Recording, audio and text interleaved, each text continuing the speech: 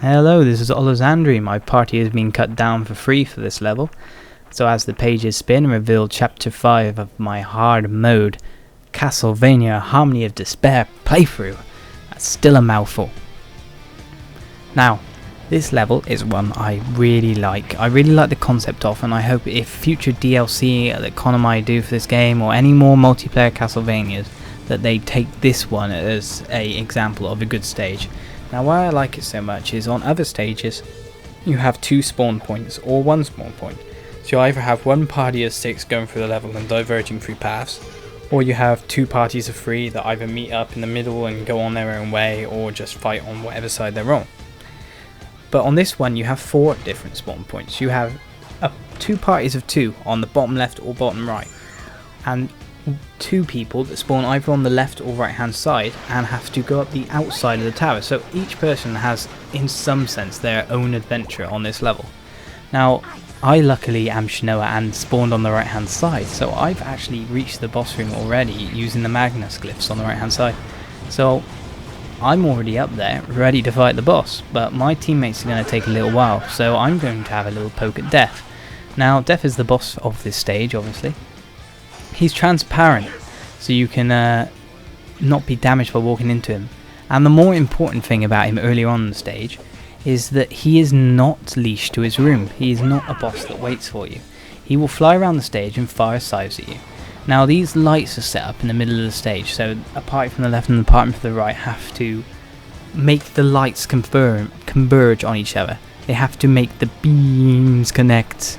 So you know what they say about don't cross the beams. Don't listen to that. Cross the beams and get Death to fly right into the middle where the focus of it is. If he does that, he will take a mass amount of damage and return to his room. So it's highly advantageous because you don't want size flying all throughout the level when you're in a small little corridor or tower and fighting monsters in the first place. You don't want a swarm of scythes to come flying and are hard to dodge. So as I platform down a tower that's meant for you to platform up, with my epic platform skills that have been reborn through my playing of this game in the last couple of days. Now, I've got to say I don't 2D platform much because of course gaming has moved on from that. I don't see why, because it's still an absolutely epic way to play games, otherwise I wouldn't have bought this.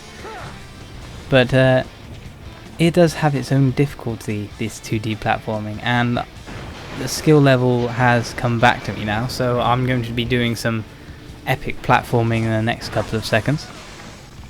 But I need to move on and speak about my character of the day, as it were. So we'll move on and we'll talk about Johnathan Morris. Now he's got an important role to play in this level, which is why I left him for this level. So we'll talk about that later. Now, Johnathan Morris is an indirect descendant of the Belmont clan, the main protagonists of the Castlevania series. Now, there have been other protagonists in the series, like Alucard, or Johnathan Morris himself, or Shinoa. Every character in this game is their own protagonist in their own Castlevania game. But the main protagonist family, the family that kind of is Castlevania, are the Belmonts. Now, the Belmonts have the signature Vampire Killer Whip, which from the first Belmont, his other half, his girlfriend, lover, whatever you want to call her, was unluckily bitten by a vampire, imagine, and cursed with the vampiricness, and had to sacrifice her soul in order to power the weapon. It was the only way to make a weapon strong enough to, well, defeat all evil spirits, as it were. Mainly vampires, of course, namely. The whip wouldn't be called Vampire Killer otherwise, but it does work on the phantasmal creatures such as Death himself, so technically works against all fallen angels. Now, I haven't played much of the Castlevania series, so I'm hoping my facts are right on that. So, but that's basically the gist of the weapon itself. Now, it's the only weapon he can equip, but he can make the weapon stronger using sub-weapons in the same way Shinoa makes her stronger by using her spells more and more. They gain experience. Now, sub-weapons can be obtained from chests, monsters, anything. And there are quite a few to pick up. So there's grenades, knives, kunais, shurikens, holy water, crosses. All the Belmonte type stuff is in there. to use as his sub-weapons. So the more he uses them, the more powerful his main weapon gets. And the only equipment he can equip is defensive stuff. So he's, you know, a bit one-dimensional in that fact. You'll only ever see the whip.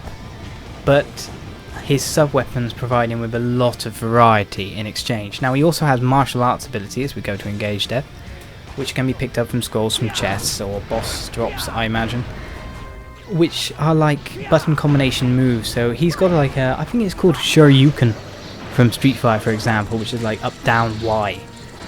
And he's got stuff like that. So he's got also another flavour to the class. So the other ability, as he's using right now, is to use his whip as a flail. Now, it comes in many Castlevania games, I think, to use it that way. Basically, you hold down the attack button, and it stays out and allows him to use it as a flail, as I said. But the usefulness of this, especially on this level, which is why I chose to speak about him on this level, is that he can knock down any of the projectiles that fly at him from Death's attacks. So all these scythes that are coming, he can just knock them down. So it's very useful to have a Johnathan on this level.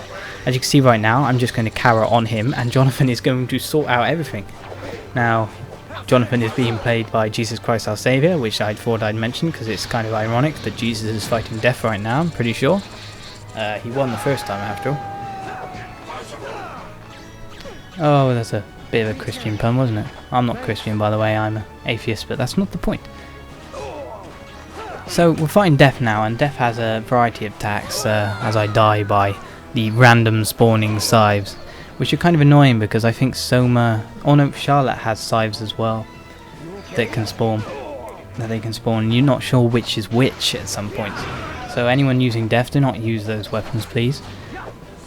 So he has the random scythes. Now he has these 6 big scythes. They're usually dodged by going duck, duck, jump. But Death gets a bit close. One of Death's major attacks, as far as I'm concerned, well, he's using his red spirit attack right now. You can actually dodge in between them, and he's free to attack during the time where he's using them.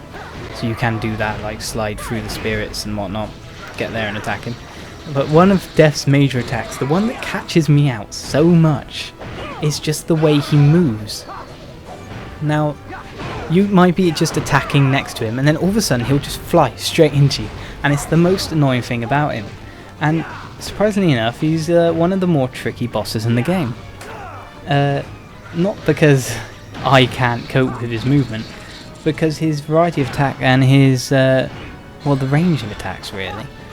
He has some absolutely random attacks as you don't know what time he's going to use them. So these big scythes, for example, they may spawn on someone else as the target, but you might be jumping in the vicinity of where the scythes spawn and just get instantly hit. Or you might just be like next to him being cautious, and all of a sudden he'll swoop from the sky and whoop, you've been hit. So it's a bit random. But anyway, we've killed Death now, as I spin round on my Magnus Orb in celebration. And we wait for our chest. That's the end of Stage 5. And I hope you'll be with me tomorrow for the conclusion, Stage 6, and the fight against Dracula. See you around.